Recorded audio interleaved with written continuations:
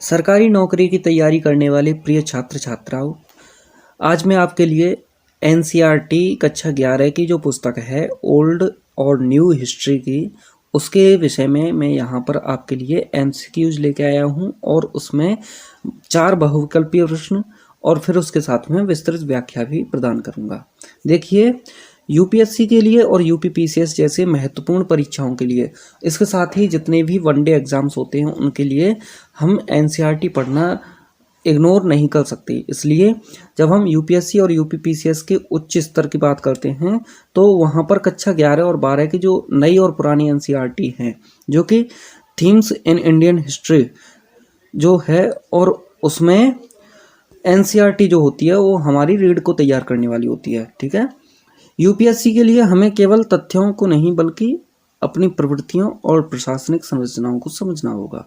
देखिए, जो कक्षा 11 की जो एनसीईआरटी है, प्राचीन एनसीईआरटी है आर.एस. शर्मा की, रामशरण शर्मा की, उससे सबसे महत्वपूर्ण अध्याय हड़प्पा सभ्यता और उसके नगर नियोजन से शुरुआत यहाँ पर करेंगे हम, और इससे शुरुआत करते हुए धीरे धीरे अपने 1857 से लेकर के 1947 तक पहुँचेंगे। ठीक है, इसमें कोई संदेह नहीं है कि एनसीईआरटी सबके लिए अनिवार्य है। ठीक है, अगर कोई एनसीईआरटी को छोड़ने की कोशिश करता है तो ये समझो कि उसकी तैयारी अभी अधूरी है। देखिए, ये हमारा यूट्यूब चैनल का पेज है। यहाँ पर देखिए, ये सब्सक्राइब का बटन आपको दिखाई दे रहा होगा, और इस सब्सक्राइब के बटन को आप जैसे ही प्रेस करेंगे उसके साथ में एक बेल आइकन दिखाई देगा, घंटे का बटन दिखाई देगा, उसे भी दबा के ऑल सेलेक्ट कर लेना। इससे आपको प्रत्येक क्लास का नोटिफिकेशन आता रहेगा। ठीक है, अब शुरुआत करते हैं। हड़प्पा सभ्यता यानी Indus valley civilisation. Indus valley civilisation के विषय में हमारा पहला प्रश्न है, उसे हम पढ़ लेते हैं। देखिए, पहला प्रश्न क्या कह रहा है, हड़प्पा सभ्यता के नगर नियोजन यानी टाउन प्लानिंग के संदर्भ में निम्नलिखित कथनों पर विचार कीजिए। यहाँ पर 3 कथन दिए गए और तीनों कथनों को पढ़ने के बाद में आपको ये बताना है कि कौन सा कथन सही है या है।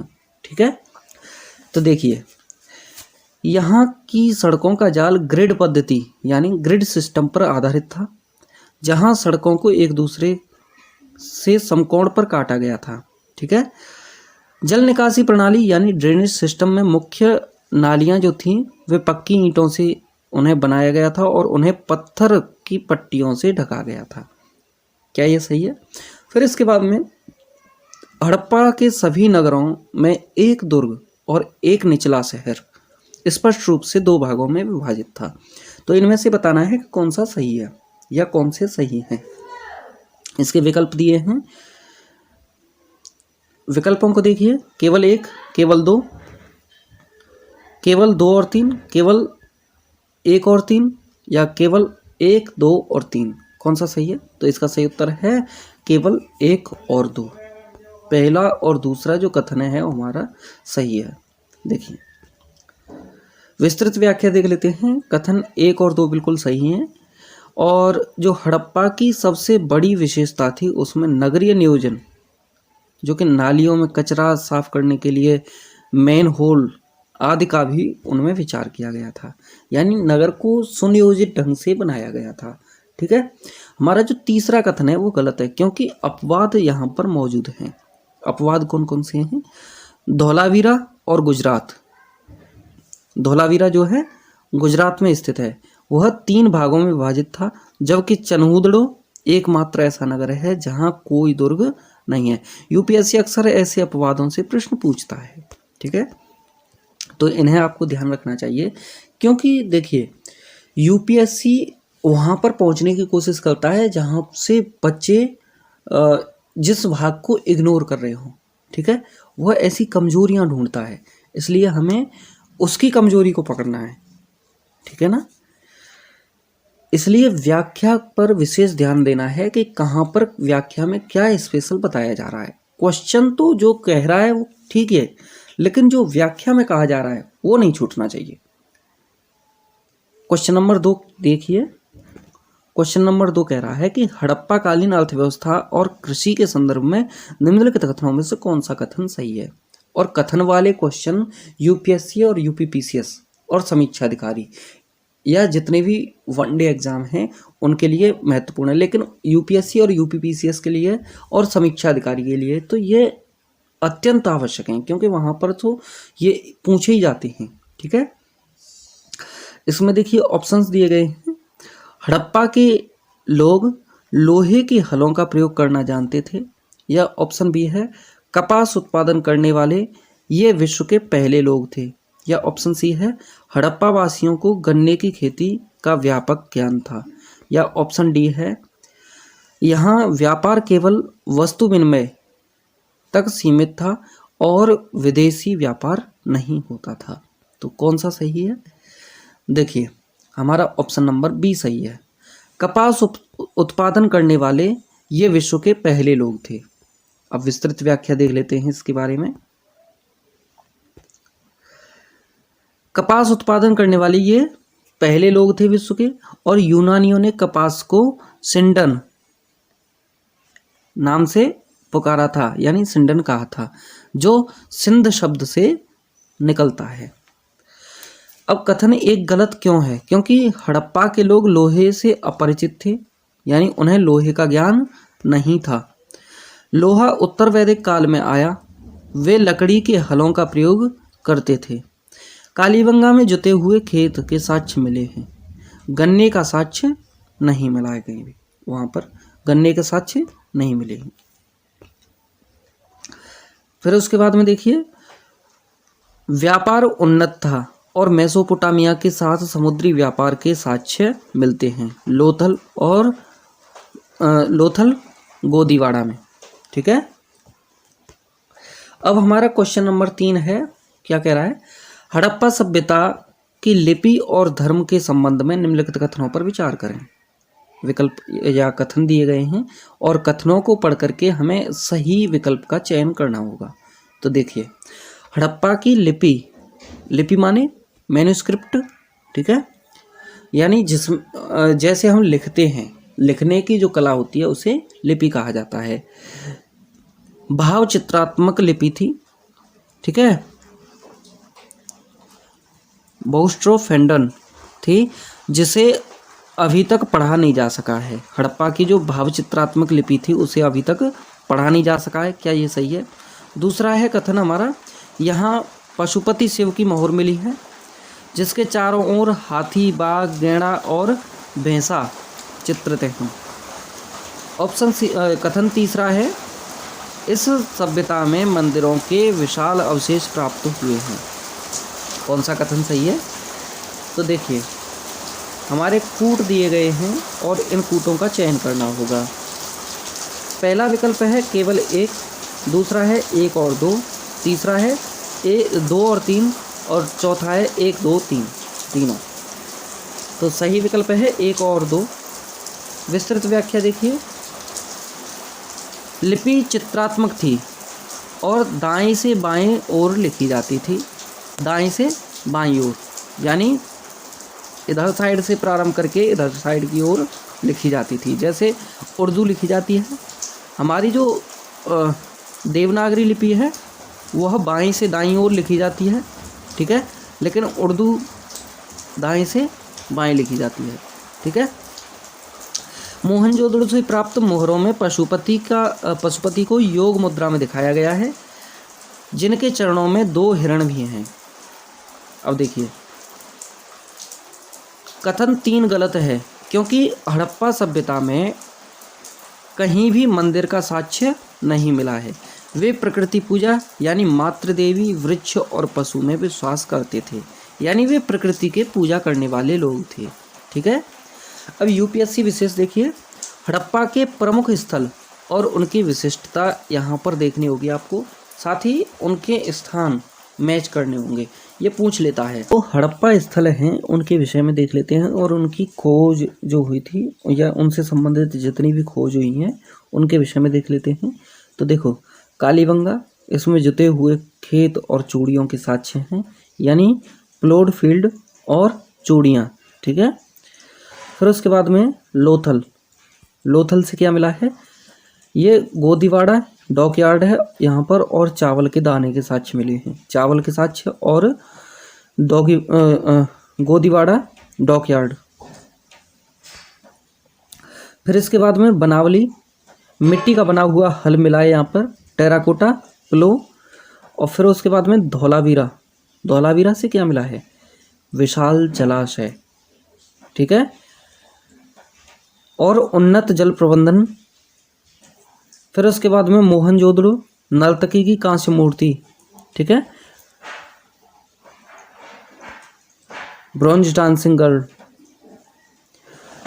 अब देखिए अध्याय जो अगला है वैदिक सभ्यता से है, और वैदिक काल की जो प्रश्न यहाँ पर बन सकते हैं उनके विषय में देख लेते हैं।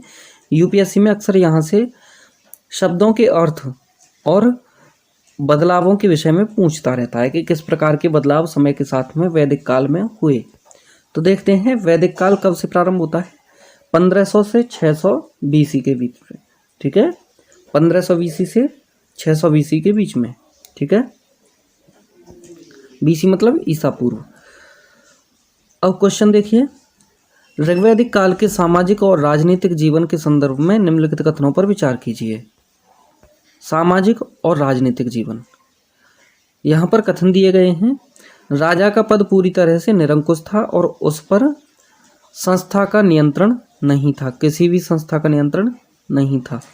या फिर सभा और समिति जैसी संस्थाएं राजा को सलाह देने के लिए और उसके निर्णय पर नियंत्रण रखने के लिए कार्य करती थीं। या फिर इस काल में महिलाओं को सभा और विधि में भाग लेने का अधिकार प्राप्त था। तो कौन सा कथन सही है ये आपको बताना है, कौन सा विकल्प सही है, केवल 1 और 2, केवल 2 और 3, केवल 1 और 3, 1, 2 और 3 सभी। तो इसका सही उत्तर है केवल 2 और 3। देखिए ऋग्वैदिक काल में जो राजा था वह निरंकुश नहीं था, वह कबीले का रक्षक था। सभा, समिति और विदत जैसी संस्थाएं महत्वपूर्ण थीं। सभा वृद्धों और कुलीनों की संस्था थी, जबकि समिति में कबीले के सभी लोग शामिल होते थे। सबसे महत्वपूर्ण तथ्य है कि ऋग्वैदिक काल में महिलाओं की जो स्थिति थी वह उन्नत थी और वे सभाओं में भाग लेती थीं। देखो उत्तर वैदिक काल में हुए परिवर्तन के संदर्भ में कौन सा कथन असत्य है, असत्य बताना है यहाँ पर।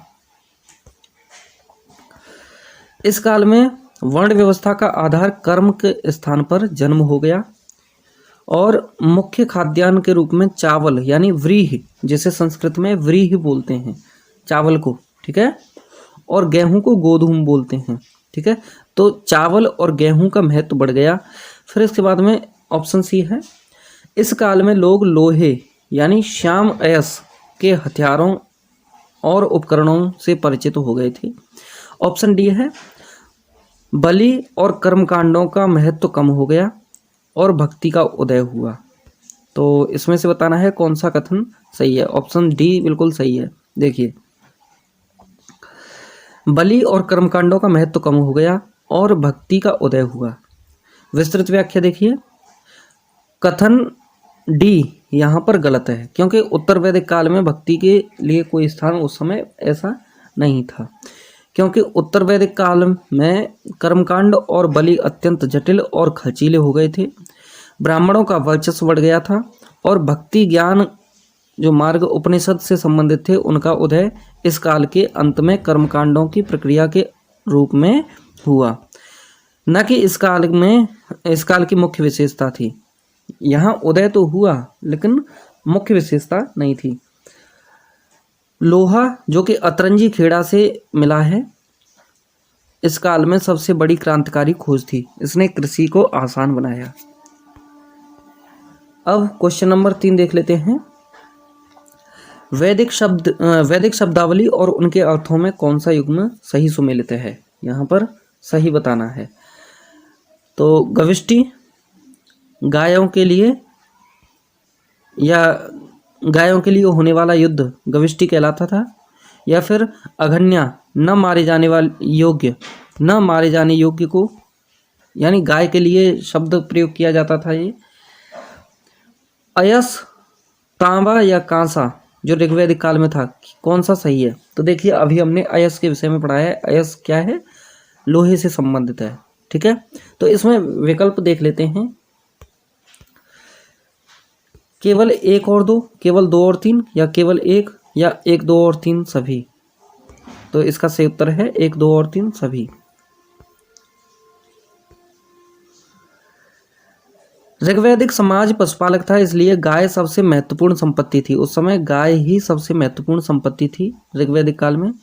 युद्धों को गविष्टि कहा जाता था। गाय को अघन्या यानी न मारने योग्य या नहीं मारे जाने योग्य, ठीक है, उसे मारने वाले को मृत्युदंड तक का प्रावधान था। गाय को मारने वाले को मृत्युदंड तक का प्रावधान था। ऋग्वेद में अयस शब्द का प्रयोग तांबे या कांसे के लिए हुआ है, जबकि उत्तर वैदिक काल में लोहे के लिए, ठीक है। उत्तर वैदिक काल में श्याम अयस नाम से लोहे को जाना जाता था, या कृष्ण अयस के नाम से जाना जाता था, ठीक है। अब यूपीएससी विशेष तुलनात्मक तालिका देख लेते हैं, जो वैदिक काल, ऋग्वैदिक काल और उत्तर वैदिक काल के विषय में बताती है। देखिए यहाँ पर विशेषता है ये ऋग्वैदिक काल के विषय में और ये उत्तर वैदिक काल के विषय में इस तालिका में। तो देखिए अर्थव्यवस्था ऋग्वैदिक काल में मुख्य रूप से पशुपालन से संबंधित थी, ठीक है, यानी जीवन का आधार पशुपालन था। और उत्तर वैदिक काल में मुख्य रूप से कृषि हो गया, ठीक है। फिर उसके बाद में क्षेत्र देख लेते हैं, ये कौन से क्षेत्र में थे। तो ऋग्वैदिक काल सप्त सैंधव क्षेत्र में यानी सिंधु क्षेत्र में, और उत्तर वैदिक काल गंगा यमुना दोआब क्षेत्र में, कुरु और पांचाल क्षेत्र में, ठीक है, कुरु और पांचाल क्षेत्र में, ठीक है। दिल्ली वाला ये क्षेत्र, दिल्ली से आगे इधर पूर्व की तरफ बढ़ेंगे, दक्षिण पूर्व की तरफ, ठीक है, धीरे धीरे। फिर उसके बाद में देखिए वर्ण व्यवस्था किस प्रकार की थी। यहाँ पर वर्ण व्यवस्था ऋग्वैदिक काल में कर्म आधारित थी और लचीली थी, ठीक है। लचीली मतलब सबके लिए सहन करने योग्य, या जो जिस प्रकार का कर्म कर रहा है उसे उसी नाम से जानते थे। लेकिन उत्तर वैदिक काल में ये जन्म के आधार पर हो गई और कठोर हो गई, यानी जिसने जिस कार्य को करने वाले व्यक्ति के घर में जन्म ले लिया वह उसी जाति के नाम से जाना जाएगा या उसी वर्ण के नाम से जाना जाएगा। फिर उसके बाद में मुख्य देवता के विषय में देख लेते हैं। ऋग्वैदिक काल में मुख्य देवता इंद्र, अग्नि और वरुण थे, जबकि उत्तर वैदिक काल में प्रजापति, विष्णु और रुद्र हो गए, ठीक है, जिन्हें आज ब्रह्मा विष्णु महेश के नाम से जानते हैं, लगभग वही, ठीक है। यूपीएससी की तैयारी के लिए जैन और बौद्ध धर्म सबसे महत्वपूर्ण अध्यायों में से एक है। हर साल प्रारंभिक परीक्षा में यहाँ से दर्शन, शब्दावली और प्रसार के कारणों पर प्रश्न पूछे जाते हैं। आइए कक्षा 11 की आर.एस. शर्मा की एनसीईआरटी के आधार पर इन दोनों धर्मों का सूक्ष्म विश्लेषण कर लेते हैं। जैन और बौद्ध धर्म जो 6ठी शताब्दी ईसा पूर्व से संबंधित हैं, इसके विषय में देखते हैं। हमारा पहला प्रश्न कह रहा है 6ठी शताब्दी ईसा पूर्व में नए धार्मिक आंदोलन जैन और बौद्ध धर्म के उदय के कारणों के संदर्भ में निम्नलिखित कथनों पर विचार कीजिए। यहाँ पर विकल्प दिए गए हैं आपके लिए और इन विकल्पों के आधार पर आपको सही उत्तर देना होगा। पहला विकल्प है हमारा, उत्तर वैदिक काल में जटिल कर्मकांडों और बलि प्रथा के विरुद्ध सामाजिक असंतोष था। दूसरा है, कृषि आधारित अर्थव्यवस्था में पशुधन की सुरक्षा की आवश्यकता, जबकि वैदिक अनुष्ठान में पशुओं की बलि दी जाती थी। तीसरा है, वैश्य वर्ग द्वारा अपनी सामाजिक स्थिति को सुधारने के प्रयास किया गया, क्योंकि ये नए धर्म अहिंसा और समानता पर बल देते थे। विकल्प दिए गए हैं केवल 1, 2, केवल 2 और 3, केवल 1 और 3 या 1, 2 और 3 सभी। तो इसका सही उत्तर है 1, 2 और 3 सभी। देखिए, लोहे के प्रयोग से खेती का विस्तार हुआ, जिसके लिए बैल की आवश्यकता थी, लेकिन वैदिक यज्ञों में पशु बलि दी जाती रही। सिक्के, आहत माने ठोक पीट करके बनाए हुए, चोट पहुंचा करके बनाए हुए, ठीक है, आहत माने आघात करके। तो सिक्के के आने से व्यापार बढ़ा और वैश्य वर्ग समृद्ध हुआ, परंतु ब्राह्मणवादी व्यवस्था में उन्हें तीसरा स्थान प्राप्त हुआ था। जैन और बौद्ध धर्म ने अहिंसा और समानता की बात की, जिससे व्यापारी और किसान वर्ग इनकी ओर आकर्षित हुए, ठीक है। आगे देखो, प्रश्न संख्या 2 कह रहा है, जैन धर्म के सिद्धांतों के संदर्भ में निम्नलिखित कथनों में से कौन सा असत्य है? असत्य बताना है। जैन धर्म में त्रिरत्न सम्यक ज्ञान, सम्यक ध्यान और सम्यक चरित्र, ये क्या सही है? जैन धर्म में त्रिरत्न क्या है? जैन धर्म के सम्यक ज्ञान, सम्यक ध्यान और सम्यक चरित्र का पालन मोक्ष के लिए अनिवार्य है। ऑप्शन बी कह रहा है महावीर स्वामी ने अपने उपदेशों के लिए संस्कृत भाषा को चुना ताकि विद्वानों तक पहुंचा जा सके। ऑप्शन सी कह रहा है जैन धर्म के अनुसार सृष्टि के प्रत्येक कण, पत्थर, जलवायु आदि में जीवन होता है, आत्मा होती है। या ऑप्शन डी कह रहा है इस धर्म में अहिंसा पर इतना अधिक बल दिया गया कि किसानों के लिए इसका पालन कठिन हो गया। तो कौन सा इसमें सही है? असत्य बताना था, ठीक है। तो इसमें ऑप्शन नंबर बी सही है। देखिए, महावीर स्वामी ने अपने उपदेशों के लिए संस्कृत भाषा को चुना, ये गलत है, क्योंकि महावीर स्वामी और बुद्ध दोनों ने प्राकृत यानी अर्धमागधी और पाली जैसी जनसाधारण की भाषा का प्रयोग किया, न कि संस्कृत का। जैन धर्म में अहिंसा अत्यंत कठोर है, यानी अहिंसा पर विशेष बल दिया गया है, जिससे कीड़े मकोड़ों की हत्या को भी पाप माना गया। इसलिए युद्ध और कृषि करने वालों के लिए यह कठिन हो गया था, ठीक है, क्योंकि कृषि कार्य करेंगे तो वहाँ पर कीड़े मकोड़े अवश्य मरेंगे, पैरों से कुचल करके, हल से, कुदाल से, फावड़े से, ठीक है। और हम जो फसल काट के लेके आएंगे उसमें भी तो जीवन बताया गया है, ठीक है। जब पत्थर में, वायु में, जल में, सब में जीवन है, तो पौधे में भी तो जीवन है, और पौधे में जीवन है तो हम उसे काटेंगे, कृषि करेंगे तो, और काटेंगे तो उसको भी तो चोट पहुंच रही है, हिंसा हो रही है, और हिंसा के हम विशेष विरोध में बताई गई। तो वहाँ पर ये किसानों के लिए अत्यंत कठिन हो गया, ठीक है। फिर इसके बाद में देखिए, बौद्ध धर्म के संदर्भ में अष्टांगिक मार्ग का मुख्य उद्देश्य क्या है? अष्टांगिक मार्ग के बारे में बताना है। एट फोल्ड पथ क्या है? ईश्वर की प्राप्ति करना, कठोर तपस्या के माध्यम से शरीर का त्याग करना, तृष्णा यानी इच्छाओं का त्याग कर दुखों से मुक्ति यानी निर्वाण प्राप्त करना, या वर्ण व्यवस्था को पूरी तरह से समाप्त करना। कौन सा सही है? तो इसका सही उत्तर है ऑप्शन नंबर सी। देखिए, तृष्णा का त्याग करके दुखों से मुक्ति प्राप्त करना, इसका सही उत्तर है। बुद्ध ने 4 आर्य सत्य दिए हैं और उन्होंने कहा कि संसार दुखमय है, दुख का कारण तृष्णा है। इस तृष्णा को मिटाने के लिए उन्होंने अष्टांगिक मार्ग जैसे सम्यक दृष्टि, सम्यक संकल्प आदि का सुझाव दिया है। उन्होंने मध्यम मार्ग यानी मिडिल पथ पर बल दिया है, अर्थात न तो अत्यधिक विलासिता और न ही अत्यधिक कठोर तप किया जाए। अगला हमारा सही विकल्प बताना है अगले क्वेश्चन में, और 3 कथन दिए गए हैं, तीनों कथनों का चयन करके आपको बताना है कि कौन सा इनमें से सही है। अब हम प्रश्न पढ़ते हैं। बौद्ध धर्म के प्रसार के संदर्भ में संघ की क्या मुख्य भूमिका थी? तो संघ के विषय में बताना है। संघ क्या है? संघ में प्रवेश के लिए जाति और वर्ण का कोई प्रावधान या कोई भेदभाव नहीं था। महिलाओं को प्रारंभ से ही संघ में प्रवेश की अनुमति थी। यह तीसरा जो कथन है हमारा, संघ के सदस्य भिक्षु कहलाते थे, वे धर्म के प्रचार के लिए भ्रमण करते थे। तो कौन सा सही है? केवल 1 और 3, केवल 2 और 3, केवल 1 और 2, या 1, 2 और 3 सभी? तो इसका सही उत्तर है केवल 1 और 3।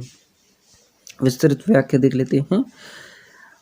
कथन 2 गलत है, क्योंकि प्रारंभ में महिलाओं को संघ में प्रवेश की अनुमति नहीं थी, बाद में संघ में प्रवेश की अनुमति महिलाओं को प्राप्त हुई।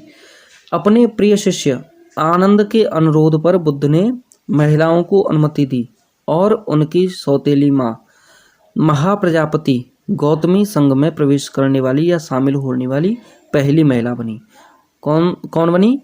उनकी माँ, जो सौतेली माँ थी, महाप्रजापति गौतमी। अब यूपीएससी विशेष देख लेते हैं, जो तुलनात्मक तालिका जैन और बुद्ध के विषय में हमें स्पष्ट ज्ञान प्रदान करती है उसे देख लेते हैं। तो देखिए, इसमें विशेषता जैन धर्म और बौद्ध धर्म इस प्रकार से तालिका बनी हुई है। देखिए, अहिंसा के विषय में देखिए, अहिंसा जैन धर्म में अत्यंत कठोर है और अतिवादी है। अतिवादी मतलब अत्यधिक कठोर श्रेणी की है कि हम पेड़ पौधों में, पत्थरों में, हर वस्तु में, जल में, वायु में, सब में हम जीवन देख रहे हैं। ठीक है, वहाँ पर थोड़ा भी कार्य इधर से उधर करने पर या थोड़ा भी कृषि कार्य आदि करने पर, जरा सा भी कोई अपना दैनिक जीवन का कार्य करने पर भी उसमें हिंसा होने की संभावना व्यक्त की जाती है। जबकि बौद्ध धर्म में व्यावहारिक है, मध्यम मार्ग अपनाया गया है। ठीक है, अगला है आत्मा। आत्मा के विषय में जैन धर्म में प्रत्येक वस्तु में आत्मा को माना गया है, आत्मा का अस्तित्व माना गया है। जबकि बौद्ध धर्म में अनात्मवाद यानी स्थायी आत्मा के अस्तित्व को नकारा गया है। जैन धर्म में मोक्ष का तरीका क्या है? कायाक्लेश, संलेखना या उपवास के द्वारा मृत्यु। संलेखना मतलब उपवास के द्वारा मृत्यु, मतलब हम बिना कुछ खाए पिए शरीर को त्याग दें, वो संलेखना कहलाएगा, कायाक्लेश कहलाएगा। जबकि बौद्ध धर्म में हम जैसे अष्टांगिक मार्ग और ध्यान, इसके माध्यम से मोक्ष प्राप्त कर सकते हैं, इस पर बल दिया गया है। इनके प्रसार के बारे में देख लेते हैं, कहाँ कहाँ पर प्रसार है। तो जैन धर्म जो है भारत के कुछ ही क्षेत्रों में सीमित रह गया, क्योंकि ये अत्यंत कठिन था कि लोगों के द्वारा इसे मानने या अपनाने के लिए या जीवन में, दैनिक जीवनचर्या में इसे अपनाने में अत्यंत कठिनाई आने लगी। और जब धर्म किसी भी कार्य को या किसी भी धर्म को या किसी भी पंथ को अपनाने में किसी को कठिनाई हो रही है, तो वो क्या होगा? संकुचित हो जाएगा, सीमित हो जाएगा या नष्ट हो जाएगा। ठीक है, आगे बौद्ध धर्म में अंतर्राष्ट्रीय स्तर पर चीन, जापान, दक्षिण पूर्व एशिया तक पहुंचा। ठीक है, श्रीलंका वगैरह, वहाँ पर पूरा मतलब पूरे क्षेत्र में इसका फैलाव हुआ बौद्ध धर्म का। ठीक है, अब यूपीएससी मुख्य परीक्षा के लिए जो शब्दावली हो सकती है उसके विषय में देखिए। निर्वाण शब्द क्या है? निर्वाण का अर्थ है दीपक का बुझ जाना, यानी इच्छाओं का अंत हो जाना निर्वाण है। कैवल्य क्या है? कैवल्य जैन धर्म में सर्वोच्च ज्ञान की प्राप्ति को कैवल्य कहा जाता है। चैत्य शब्द के बारे में जानते हैं।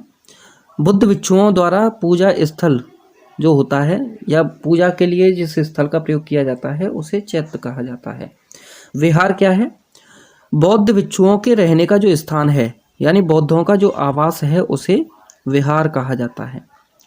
स्यादवाद या अनेकांतवाद, जैन धर्म या जैन दर्शन का वह सिद्धांत जो कहता है कि सत्य के कई पहलू हो सकते हैं, इसे स्यादवाद कहा जाता है।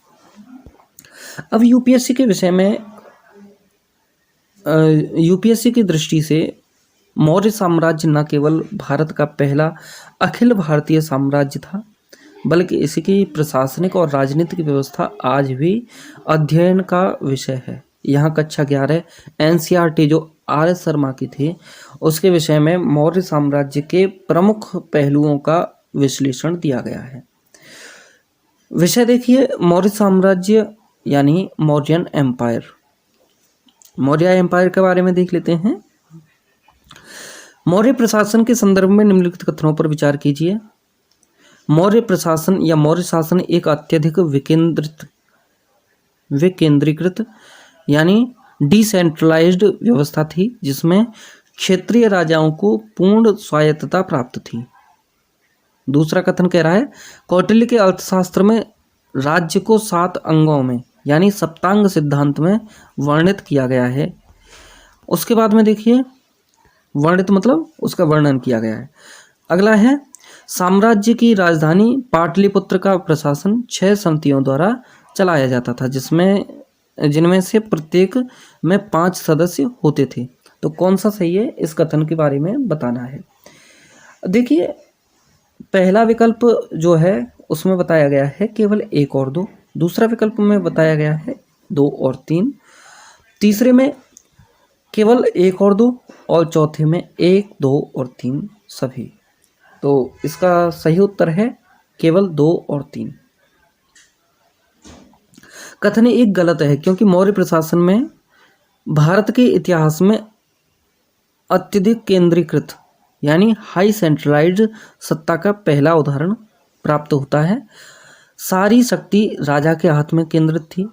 सप्तांग सिद्धांत क्या है? सप्तांग सिद्धांत का मतलब है स्वामी मतलब राजा, अमात्य जो अधिकारी होता है, जनपद माने क्षेत्र, दुर्ग माने किला, कोष कोष माने धन रखने का स्थान या धन का भंडार, दंड मतलब सेना न्याय के लिए, और मित्र।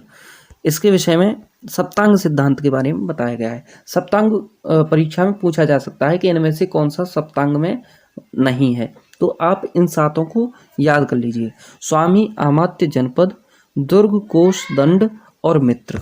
फिर उसके बाद में मेगास्थनीज के अनुसार नगर प्रशासन 30 सदस्यों के एक बोर्ड द्वारा किया जाता था। नगर का जो प्रशासन था वह 30 सदस्यों के द्वारा किया जाता था और प्रत्येक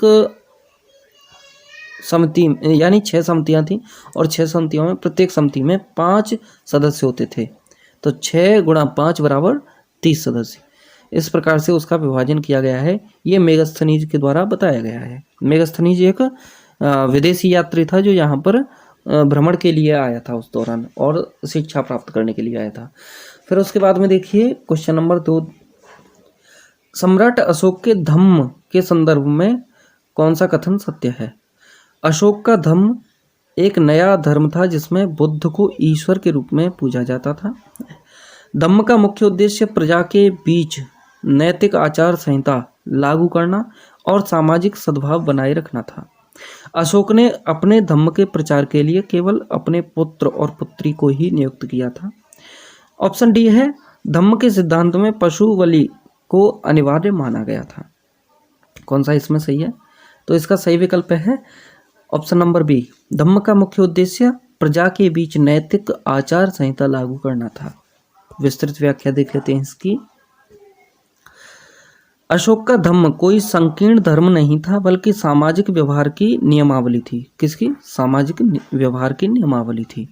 फिर इसके बाद में देखिए, इसमें माता पिता की आज्ञा मानना, दासों के प्रति उदार व्यवहार करना। दास मतलब अपने जो उस दौरान के उनके जो अंडर काम करने वाले थे या उनके गुलाम जो होते थे उनके प्रति, ठीक है, उस समय गुलाम शब्द का प्रयोग नहीं किया जाता था, मैं आपको समझाने के लिए बोल रहा हूँ, ठीक है, स्लेव्स।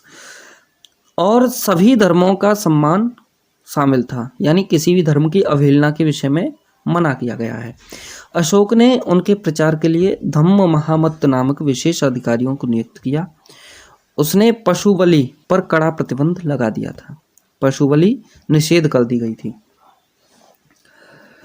आगे देखिए प्रश्न संख्या 3 क्या कह रहा है? मौर्यकालीन अर्थव्यवस्था और कर व्यवस्था के संदर्भ में निम्नलिखित कथनों में से कौन सा कथन सही है, इस पर विचार करना है। पहला कथन कह रहा है कृषि पर कर यानी भागा या भाग, ठीक है, भाग माने हिस्सा। कृषि में से जितना भी अन्न हमें प्राप्त हुआ, जितनी भी उपज प्राप्त हुई, उसमें से एक हिस्सा निकालना। किस रूप में? उपज का 1/4 से लेकर के 1/6 हिस्सा देना होता था, ठीक है, किसानों को। फिर उसके बाद में लुम्बिनी में अशोक के रुम्मिनदेई स्तंभ अभिलेख से पता चलता है कि उसने वहाँ करों में भारी कमी की थी। तीसरा, मौर्य काल में व्यापारिक मार्ग पर कोई शुल्क नहीं लिया जाता था। तो इसका सही उत्तर आपको बताना है। केवल एक, केवल 2 और केवल 1 और 2 और केवल 2 और 3 या 1, 2 और 3 सभी। तो इसका सही उत्तर है केवल 1 और 2। देखिए विस्तृत व्याख्या देख लेते हैं इसकी। राजस्व का मुख्य स्रोत भूमि कर था और बुद्ध का जन्म स्थान होने के नाते अशोक ने लुम्बिनी का धार्मिक कर यानी बलि माफ कर दी थी, ठीक है। बलि माने भेंट, भेंट का मतलब कुछ देना, किसी व्यक्ति को कुछ देना, ठीक है। बलि का अर्थ ये नहीं होता कि हम किसी को काट दें, मतलब जैसे किसी के खेत में 1 क्विंटल गेहूँ हुए तो उसमें से 1/8 हिस्सा उसके लिए राजा के लिए देना बलि कहलाता है। ठीक है, 1/6 से 1/8 तक कर दिया भू राजस्व को घटा करके। ठीक है, कथन 3 गलत है क्योंकि मौर्य काल में व्यापार बहुत उन्नत था और पण्याध्यक्ष नामक अधिकारी व्यापार पर नियंत्रण और शुल्क यानी टोल की वसूली करने का कार्य करता था। यूपीएससी विशेष शब्दावली देख लेते हैं। मौर्य कालीन जो प्रशासनिक शब्दावली है और यहाँ से जरूर पूछा जाता है, मतलब इस प्रकार की जो शब्दावलियां हैं उनसे जरूर पूछा जाता है। कई बार मैंने देखा है कि अनेक जो सेट हैं यूपीएससी के प्रश्न पत्र हैं उनमें इस प्रकार की शब्दावली मिलाने के लिए मिल गई है। ठीक है, देखी गई है। तो समाहर्ता क्या होता है इसके बारे में बताइए। ये इस प्रकार की जैसे पूछ लेता है, इन्हें ऐसे मिलाने के लिए दे देता है, इस प्रकार से मिलाने के लिए, तो आपको इन्हें याद रख लेना चाहिए। जैसे समाहर्ता का मतलब क्या है, राजस्व विभाग का मुख्य संग्रहकर्ता यानी राजस्व इकट्ठा करने वाला समाहर्ता कहलाता था, यानी रेवेन्यू ऑफिसर उस समय का, चीफ कलेक्टर ऑफ रेवेन्यू। ठीक है, सन्निधाता राजकीय कोषाध्यक्ष होता था। ठीक है, चीफ कस्टोडियन ऑफ ट्रेजरी। फिर उसके बाद में अमात्य का मतलब क्या था, ये एक प्रशासनिक अधिकारी या सचिव होता था। ठीक है, फिर उसके बाद में सीताध्यक्ष का मतलब है राजकीय कृषि भूमि यानी सीता का अध्यक्ष। राजकीय भूमि को सीताध्यक्ष कहा जाता है। ठीक है, वैसे भी सीता का अर्थ है, वैदिक काल में सीता को क्या कहा जाता था, जो खेत में हल के द्वारा जो लकीरें बनी होती हैं उन लकीरों को सीता कहा जाता है। ठीक है, यह सीता शब्द डायरेक्टली भूमि से संबंधित है। ठीक है, यह इसे याद रखने के लिए आप इस प्रकार से मान सकते हैं कि सीता का जन्म कहाँ से हुआ था, जो राम वाली सीता थी उनका जन्म कहाँ से हुआ था, भूमि से हुआ था। इस प्रकार से आप इसको याद कर सकते हैं कि भूमि का अध्यक्ष सीताध्यक्ष कहलाता है। फिर उसके बाद में अकश पटलाध्यक्ष, ये महालेखा यानी अकाउंटेंट जनरल होता था, महालेखाकार, इसी को महालेखाध्यक्ष भी कहा जाता है। अशोक के शिलालेखों का महत्व, यानी ये अशोक के जितने भी शिलालेख हैं उनके महत्व के बारे में आपको जानकारी होनी चाहिए, इसलिए यहाँ पर रखा गया है। और यूपीएससी जो पॉइंट से व्यू की दृष्टि से आप यहाँ पर देख सकते हैं, यूपीएससी की दृष्टि से, यूपीपीसीएस की दृष्टि से अशोक के शिलालेख मुख्य रूप से प्राकृत भाषा में लिखे गए थे। ये पूछा जा सकता है कि किस भाषा में अशोक के शिलालेख लिखे गए हैं, तो प्राकृत भाषा में लिखे गए हैं। लेकिन उत्तर पश्चिम भारत जो अफगानिस्तान वाला क्षेत्र है वहाँ पर अरमाइक और ग्रीक भाषा में लिखे मिलते हैं। ठीक है, मुख्य रूप से प्राकृत भाषा में, लेकिन उत्तर पश्चिम और अफगानिस्तान वाले क्षेत्र में अरमाइक और ग्रीक भाषा में। ठीक है, यहाँ पर कुछ शिलालेखों के बारे में देख लेते हैं। 13वां जो शिलालेख है उसमें कलिंग युद्ध और अशोक के हृदय परिवर्तन का वर्णन मिलता है। ये पूछ लिया जाता है कि किस युद्ध में अशोक के हृदय परिवर्तन के बारे में बताया गया है, या कलिंग युद्ध का वर्णन किस शिलालेख में है, तो 13वें शिलालेख में है। ठीक है, कौन से में है, 13वें में। फिर उसके बाद में 7वां जो शिलालेख है उसके विषय में देखिए, सभी धर्मों के प्रति सहिष्णुता की बात की गई है। मौर्योत्तर काल देख लेते हैं। मौर्योत्तर माने मौर्यों के बाद का समय, यानी 200 बीसी से 300 एडी के बीच, 200 ईसा पूर्व से 300 ईस्वी तक। यूपीएससी के लिए इसलिए महत्वपूर्ण है क्योंकि यह जो काल है सांस्कृतिक समन्वय यानी कल्चर सिंथेसिस के लिए, विदेशी आक्रमणों, कुषाण, शक आदि के लिए, और दक्षिण भारत के उदय, सातवाहन और संगम काल, इसके लिए गवाह का काम करता है। ठीक है, तो अब हम कक्षा 11 की एनसीईआरटी आर.एस. शर्मा के आधार पर इस काल के जटिल पहलुओं को समझ लेते हैं। यूपीएससी इससे भी कई प्रकार के प्रश्न पूछता रहता है। ठीक है, मौर्योत्तर काल और संगम युग यानी post Mauryan age and Sangam era, इसके विषय में देख लेते हैं।